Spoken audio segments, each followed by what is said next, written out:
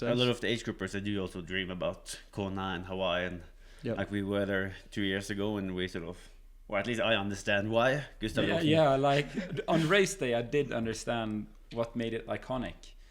But I have to be honest, like the training going into the race, I didn't feel anything special. It was just not just the highway, but it was much more traffic than I had thought.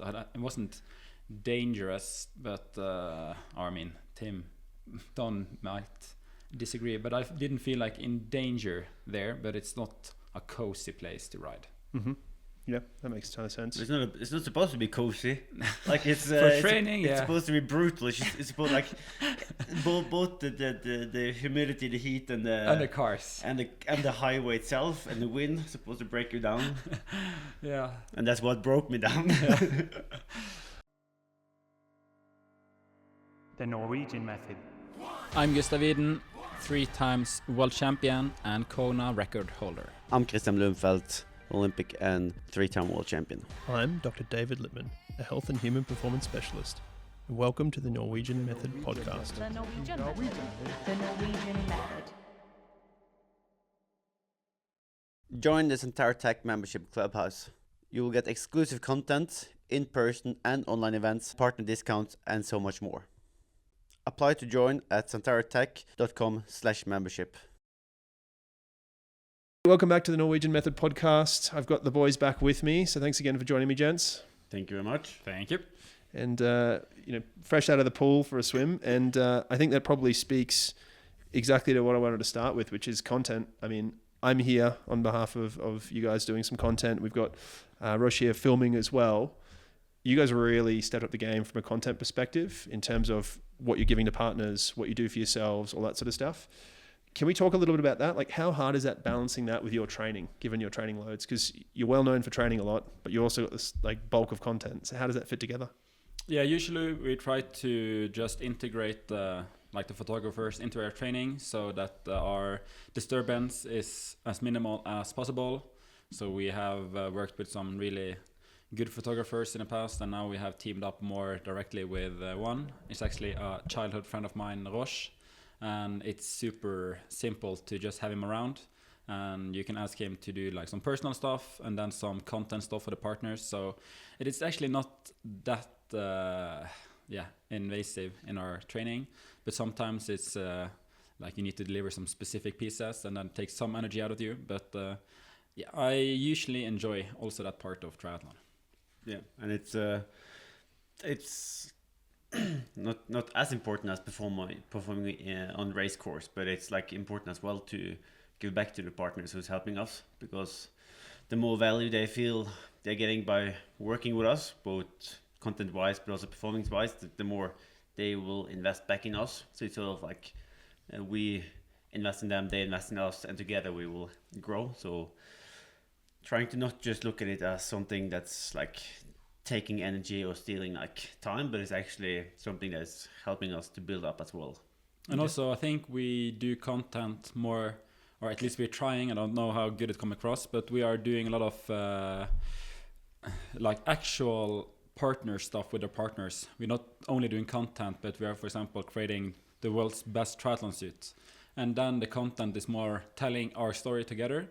And I feel like that's something I also will look back to in the future, to see this story in 20 years. So it's cool to just have historic evidence to when we, for example, created the Kona shoe or the fastest tri suit now, and just like this very specific projects we're doing. No idea what you're talking about with the Kona shoe. What's that? It's just a really, really fast shoe that was made illegal because it was too good. Yeah, love it. No, I have noticed that is that the teams around you are very much doing exactly that, which is telling the story of what's going on. It's not something that's scripted outside. It's kind of like, hey, this is happening. Let's just talk about this and make sure it works. And they integrate really well into around your days. And that's more joyful as well. Like if it's not fake, but you're actually telling what we're doing and like showing the story, then it's more giving for us. Yep. I love that. It's cool. I think it's really important in a time where there's a lot of discussion around like athlete versus influencer and that line and where that line sits, and there's some perhaps conflict there or some negativity around it. I think creating authentic content is always important, but you guys understanding that you are delivering value to sponsors as well is really, really important. You both do your own social media. I've talked to you a little bit about this already, Gustav, I think. Was it you that I spoke to about it, Kristian? No, I spoke to you, Gustav. Yeah. So you both create your own social media, or you both do your own social media. So like, how do you think about this? Like, we talked previously, Gustav, you said, when you were struggling a little bit, your manager, Adam, reached out and said, hey, do you want some help? Is there ever discussions around this with you guys that you get more help, or is it just like, hey, we got the content, we want to be ourselves and go from there? I think I needed some help yesterday because I posted some photos I shouldn't have posted. So today actually I had to take down a post, which is really rare. But I wore some sunglasses that was not supposed to be shown yet. But I guess at the time of when you're listening to this podcast, I have republished the post. But sometimes it's good to have some helping hands in the background, at least, if you do everything yourself. I feel it's important to be personal on, like, from your account. Like, you can't have anyone else like writing or commenting or giving likes from your account. Like, it has to be you. So if you're like an age grouper and you get like if you're talking to me on Instagram, I don't want it to be someone else, because then it's like just fake, then it's just like a bot. So I think also that's important. Like, if you're getting a like or kudos or whatever, it's actually more like it's we that has done it, and I think that's also important. Yeah. There was a moment last night at dinner where we talked about you following somebody else, and that this will be a good segue into something. There's a couple people in camp who aren't from sponsors and aren't here as a result of content teams. Can we talk a little about these people in camp that I've been fortunate enough to meet?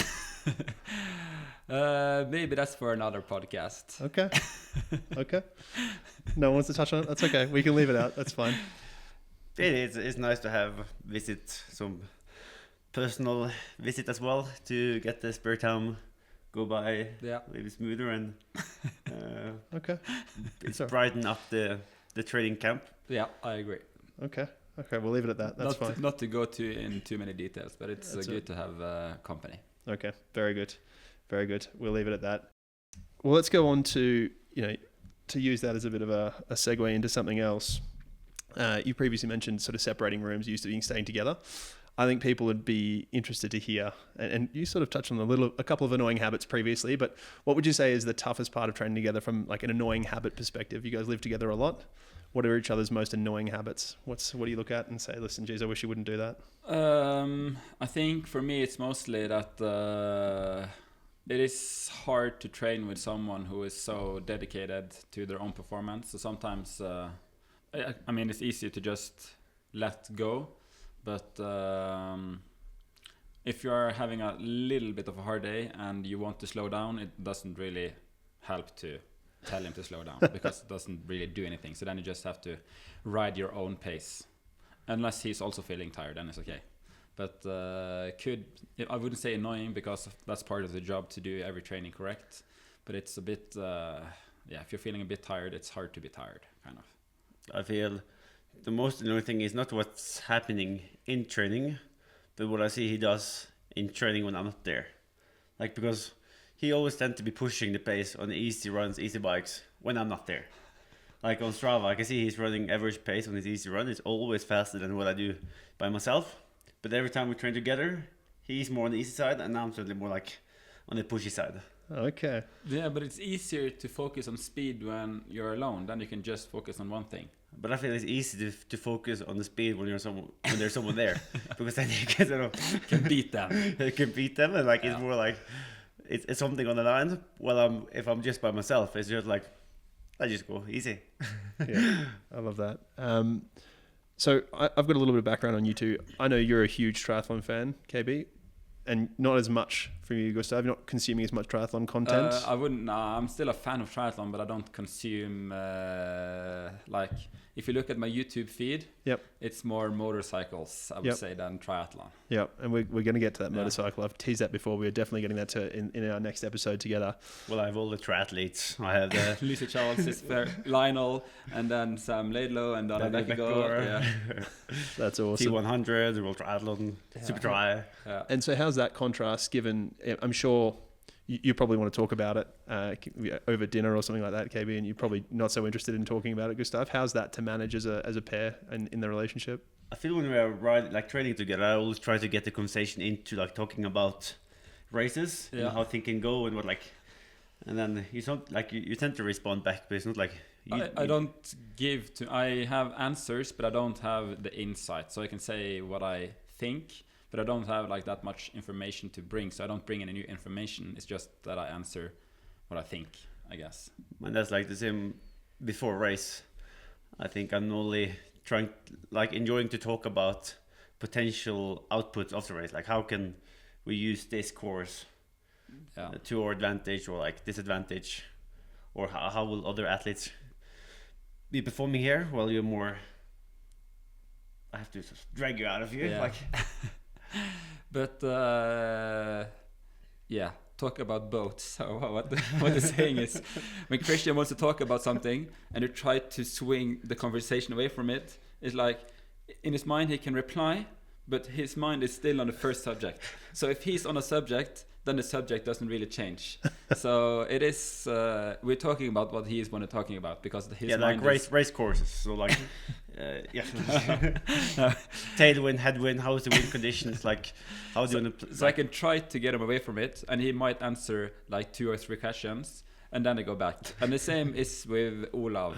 He can answer a few questions and then he goes straight back. The other day we had a conversation about who has the biggest room here in car.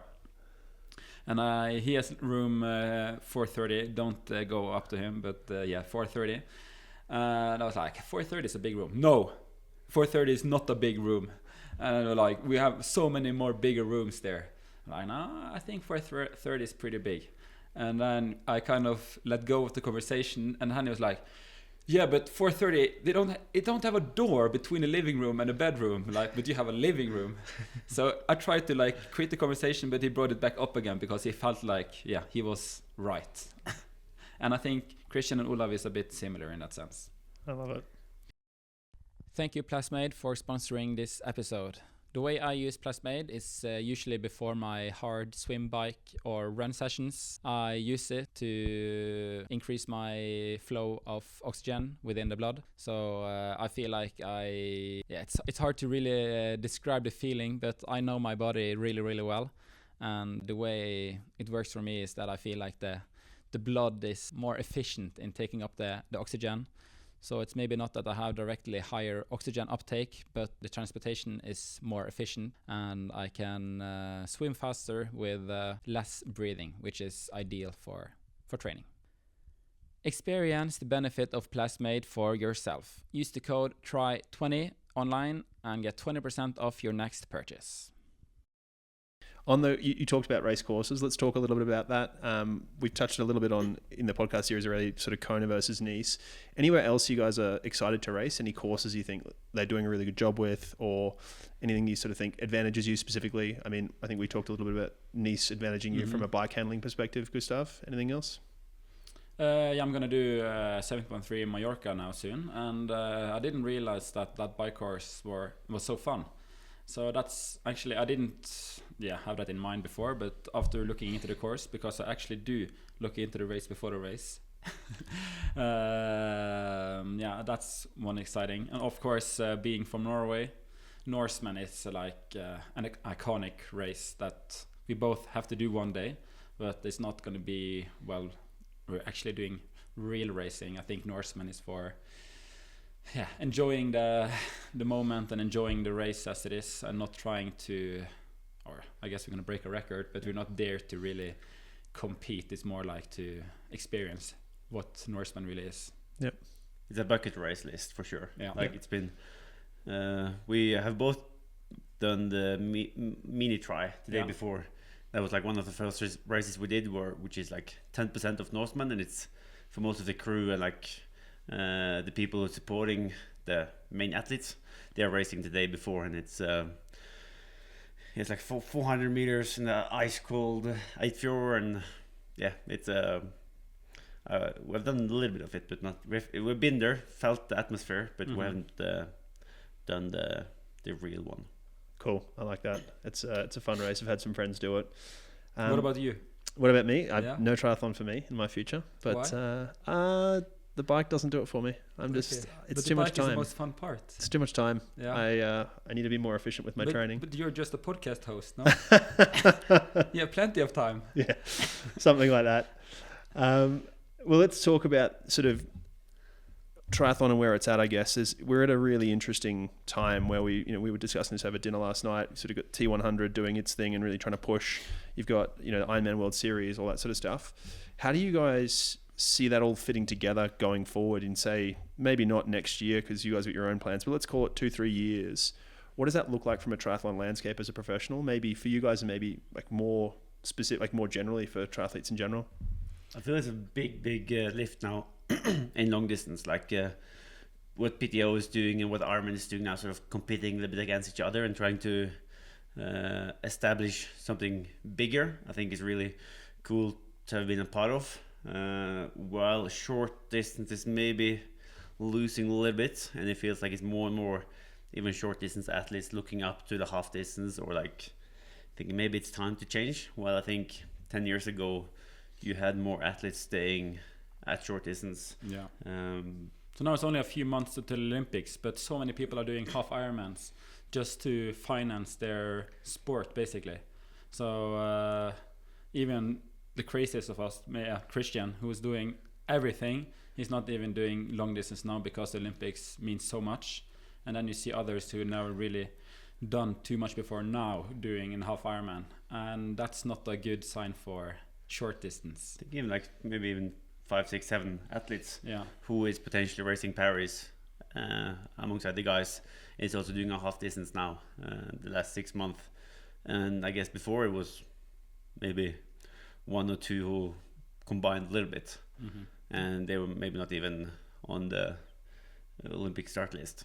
Yeah, well, and we're seeing a bit of a pattern, and like it's too early to call it a pattern, but we're seeing a bit of a pattern where in the year where the World Championships, Ironman World Championships are in Kona, that's a very heavy year and a very competitive year, and there's sort of a little bit of a lighter field at Nice, so to speak, and that's obviously compounded by a number of things. It's not, as I said, it's not a pattern yet, but do you think that's going to persist, that say the T100 fields are going to be dominant in the year where the World Champs for that gender is going to be in Nice rather than Kona, or do you think we're probably going to see it shake out and people are going to start treating Nice and Kona more similarly? It's very hard to say. Yeah, it's hard to say. I think actually most of the boys or the men will enjoy Nice more, just because I don't know. I feel like maybe this sounds very sexist. I don't know, but I feel like most of the guys really enjoy that course more than the girls. But the ladies, they have like this dream of Kona more.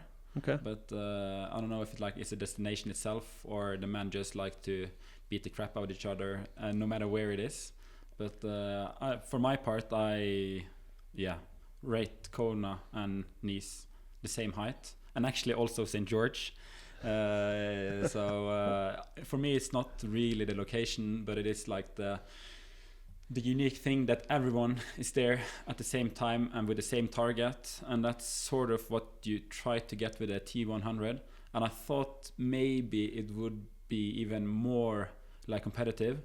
So it seems like now people are kind of dodging each other a little bit, and it's not like everyone at the same race all the time. So I had slightly higher expectations. Now it's only been one race, and Singapore is in a few days. So hopefully everyone will beat each other or be at the same place. But I hope to see more people racing actually. But it's not like the start list in Nice last year was weak. No, like you had all the top guys except the two of us. 1, 3, and 4 from Kona didn't race though. Yeah, but 4th one was injured. Yeah, I was injured or didn't race. Yeah, and injuries can always happen. Yeah. So it's not like we skipped it because it's Nice and not Kona. Yeah, and T100 or whatever, however you look at that. Yeah, and you sort of touched on what it effectively is a crowded season, right? Now you've got a crowded season that's like diluting fields a little bit. If you guys had the ability, would you try and condense that a little bit? Like, would you try and maybe have slightly fewer big races to try and create a bit more like fields that the viewers want to see? Or do you think, listen, it's actually good for the athletes because now we can actually earn money. We can, those who need to dodge a little bit and to go earn some money, it's a good thing. I think you need, like we spoke about yesterday at dinner, like you need all the athletes to be racing all the races. Like if you have the T100 series, you want to also see who can race the best out of shape. Yep. So like if you're coming into the mid-season and you had like a troubling last 4 weeks, you want to see who can also put together their strongest pole performance. Yep. And not just like, I'm not in shape now, I will skip my race and wait 3 more weeks and then hopefully be in better shape. Like I think if you count all the races and you get all the athletes racing, then you have The true champion. yeah, Yeah. who's breaking and who's not breaking. Yeah. You want to have a season that is that hard that you will see maybe 3 or 4 guys sort of breaking by the last 3-4 races. Gotcha. Sounds like a high volume guy if I've ever heard one. On that note, so we talked a little bit already and we're jumping around a bit, but it's all sort of in the same realms. We talked about Nice and you sort of said you saw it on the same level. Would you like to see the Ironman World Championships ultimately move around a bit more? So it's not alternating Kona and Nice, maybe it's alternating different spots? Or do you think Kona and Nice are the two and let's leave them there? I think they can change Yeah. all around the world like they do I with think this. Kona should be every second year though. Okay. So- Just because it's Kona, I feel like. But then the Nice year should maybe move around a bit more. Okay.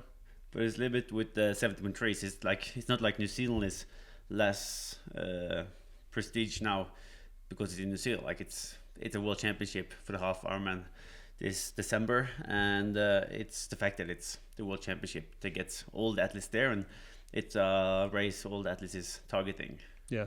So maybe I heard an idea the other day, and I won't say who from, every 5th year for Kona, and then other years it moves around. Is it too infrequent in Kona, or do you think that'd be nice? Maybe 2 in. Yeah, I mean, every 5th year it's like you can have a 4-year career almost and then never race in Kona.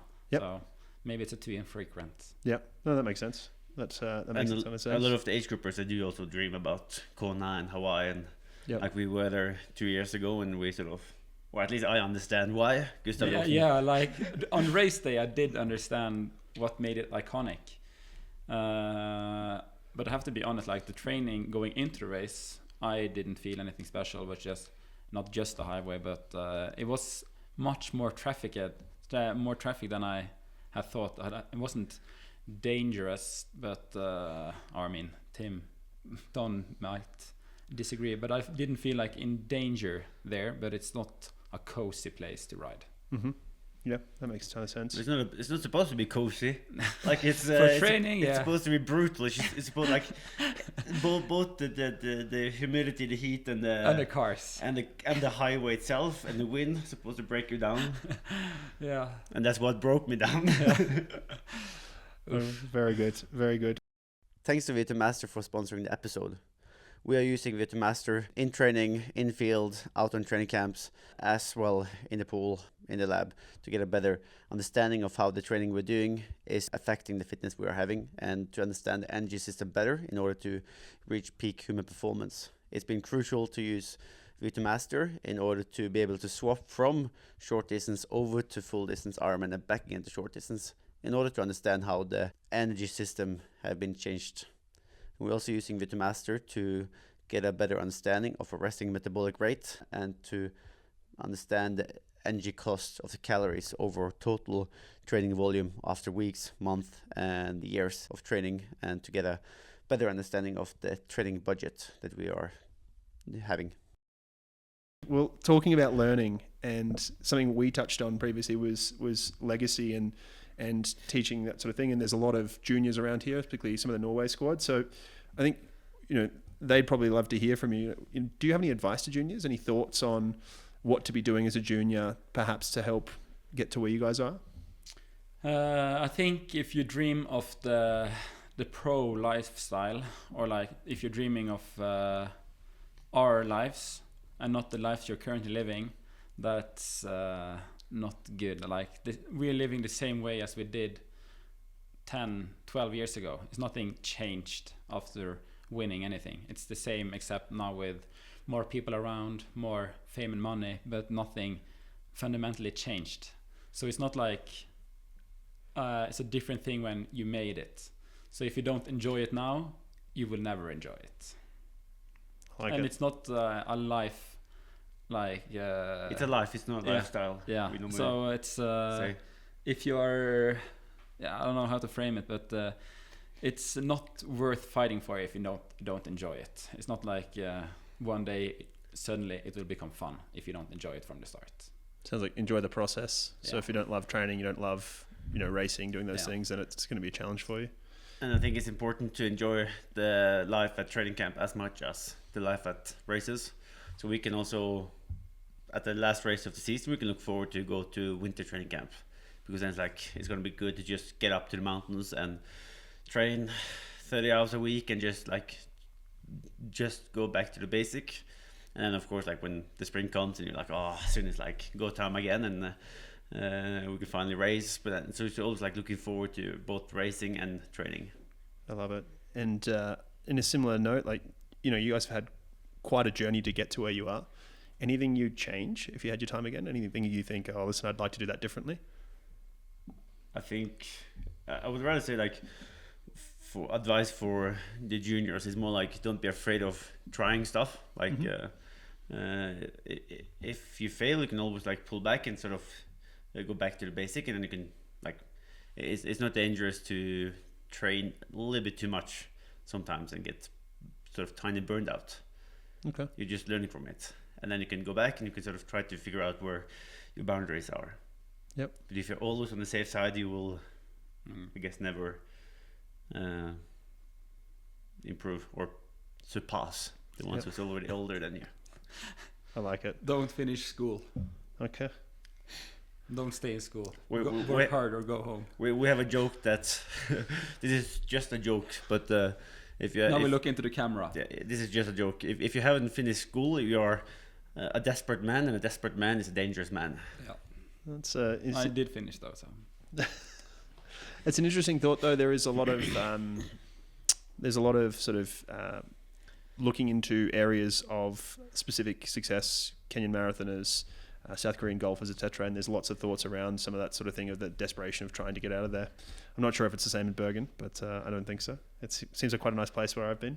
I think it's more for your own like ego, and like you have to burn for it. Like, again, like we have a lot of partner sponsors and people who's helping us now, but motivation, I would say, is the same as it was when we were juniors, like meeting up for the brick session 10 years ago and doing those sessions together. Like the atmosphere then it's like the same as if we're meeting up for the same track sessions now. The only difference is that we can do them a little bit longer and a little bit faster now. But I think the motivation is almost opposite of the Kenyan desperation, because now we do it out of our own like ego. Okay. Because in Norway, if you even if you don't do anything, like you will still live an okay life. It's not like a good life on welfare from like government money, but you will still not have any big issues going through life. So we know that no matter what we do, the fail is not going to be more than on our egos, kind of. Gotcha. It's interesting. And so then thinking about, so we've talked about juniors, we've talked about your own sort of mistakes, thinking about age groupers, you guys get to see lots of them, get to interact with lots of them on Instagram. Do you have any advice for people trying to sort of qualify for, say, the World Championships, or any mistakes you see regularly from them? I saw some stuff around Kona and their bike etiquette, but other than that, anything else? I guess the most important one is have balance in life. Like this is our job and we can go all in for it, but if you're balancing out work, family life and your own training, it can very easily be too much. And you don't want to go into like a 3 or 4 year period where you're just skipping family life and then something you will regret on later on. But of course, if you have the opportunities to maybe work a little bit less and get into training and sort of live the life and that you maybe been dreaming about, go for it. And that's why I don't do triathlon. Yeah. I mean, it is a very time-consuming sport. So I don't know. I guess people are like triathletes are usually very well informed. they spend a lot of time training, and also outside of training they watch like these YouTube videos and they try to get as informed as possible. So I do think age group triathletes have a lot of knowledge. So it's not like, I guess if you listen to the Norwegian Method first season, then you know already that it's a lot of things you can do. Yep. And I don't think this one answer will change anything, but we had some jokes. We had some jokes about Olav in the first season, and I can't remember all of them, but we had quite a lot of jokes that if you don't have time and money to spend a week in a wind tunnel, if you're prioritizing family life, try to just get maybe 3-4 days in a velodrome instead. And then maybe if you can hire 2 or 3 aerodynamic experts, maybe from NASA or something, it would greatly benefit your Kona chances. But that's only if you don't have access to a wind tunnel, of course. Yeah. If you have access, then you go to the wind tunnel. Or if you can only be 2 weeks in altitude, try to spend the last 3 weeks at home in altitude tents, like 16 hours a day. Because then you're sort of getting acclimatized. When you get to altitude, you can be training full gas. I didn't realize how much you guys liked to make fun of Olav until we were at dinner the other night. So I think the last one is if you go to Kona, it's no point in coming a week before, not even 2 weeks. I think if you spend maybe 1 month in the race course just learning everything, then that's the only way to perform in Kona. I love it. And don't bring your family because they're a distraction. But jokes aside, like the age groupers is what's making maybe triathlon so unique. Like for sure, they are there, and we're sharing the race course with them, and they are the ones who's creating the atmosphere. And their family are sharing on both them and us is really making the atmosphere out there. Yeah, if not, Kona would be a lonely place to race. And they're consuming our content, and they're buying the products from sponsors and all that stuff. So like they do make the sport go around, so to speak. Yeah, and the best races is where it's a lot of age groupers and everyone is just cheering. And generally, triathletes are so supportive. It's not like football where you have these hate matches. Yep. We are really booing on the other team. Every triathlete really cheer on each other and feel like most people are really friendly and like on a first name basis. But that's like you feel like in Kona when you're on the way back from Havi and you meeting like the train of age groupers, and all of them is like going up because they have like they've maybe been riding for 2 hours already, and they're like getting a moment where they can share on us, and they're getting out of their air bars and like screaming over. And some of them are like stopping to watch and see who's leading and everything, like in the middle of their world championship. So some of them maybe take it a little bit too far, but that's what makes triathlon unique. That's really cool. It gives a smile on us, like when we are running there.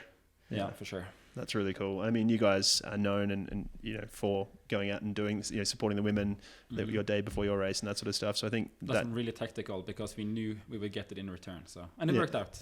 Great payout.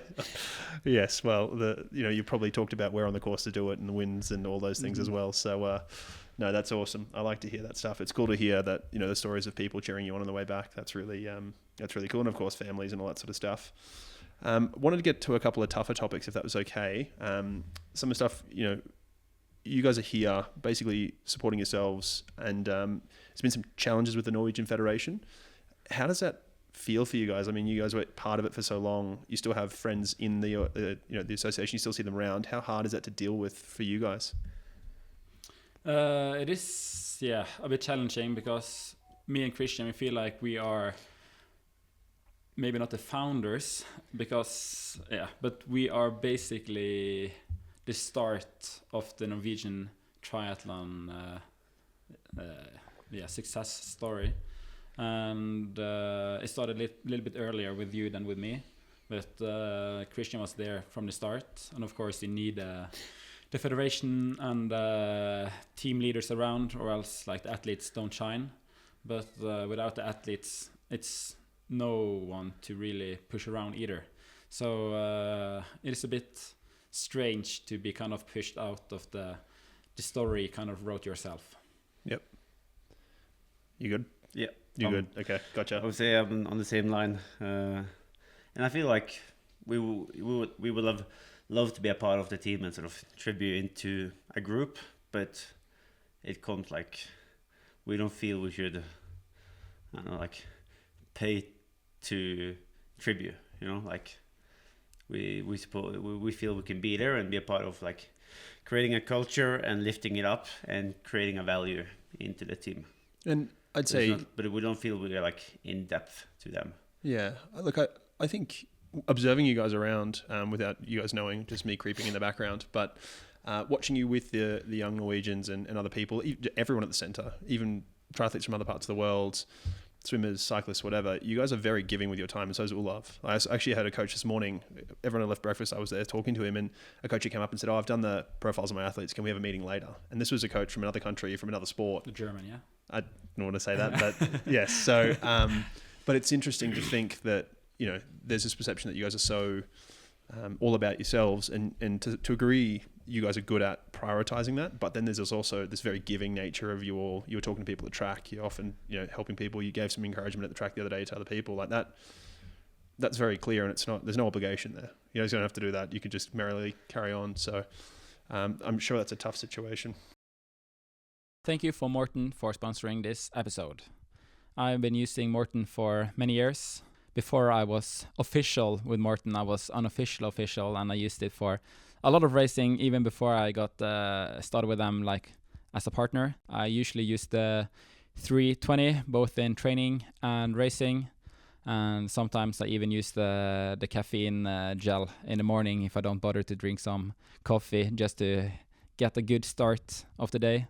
I use the solid 160 for a lot of my training, and especially post-training.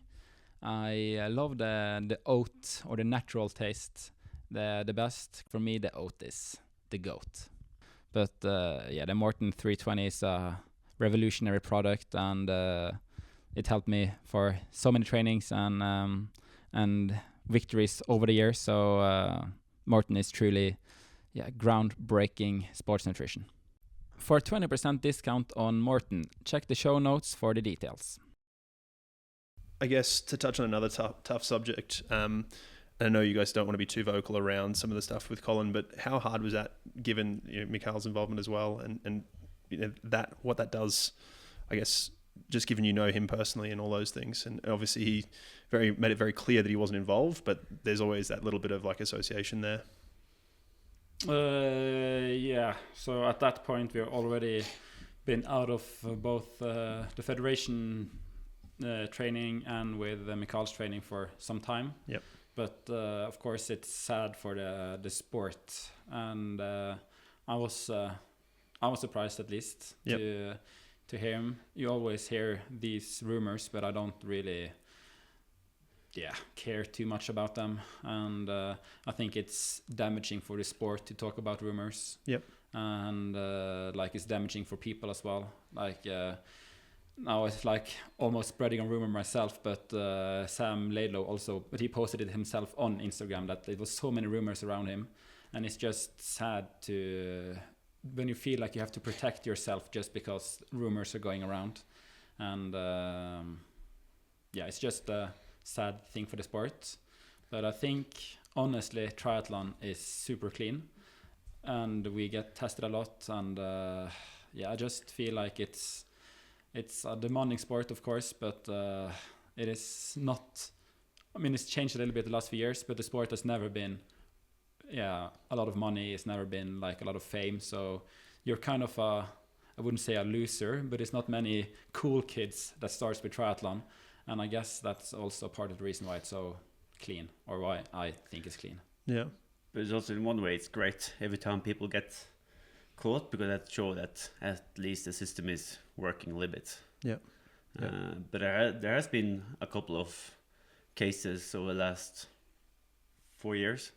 Like you had a couple of the Russian athletes, the Ukrainian girl, and now Colin. Mm-hmm. So that's at least 4. Yep.